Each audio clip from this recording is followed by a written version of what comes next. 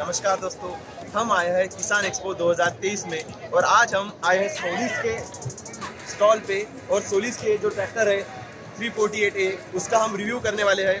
इस सोलिस जानवर के एग्जीक्यूटिव हमारे साथ है। नमस्कार सर।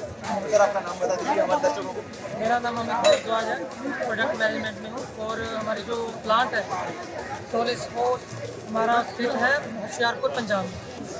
सर इस ट्रैक्टर के जो ये शानदार लुक है, इस लुक के बारे में कुछ बताएं सर, इन लाइट्स के बारे में बताएं सर। इसके बारे में बताने से पहले मैं शुरू करूँगा। हमारी जो सोलिस की रेंज है 22 HP से लेके 90 HP तक है और हमारे इसमें दो जानवर के प्रोडक्ट्स हैं।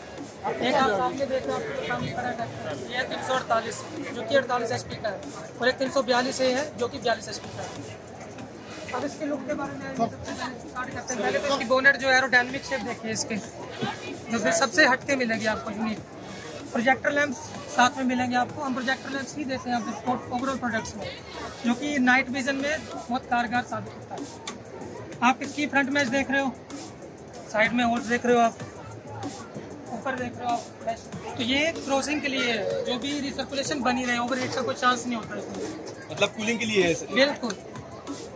और ये सर सिंगल पीस बोनेट है सर, ये सिंगल पीस बोनेट है जी, सिंगल पीस।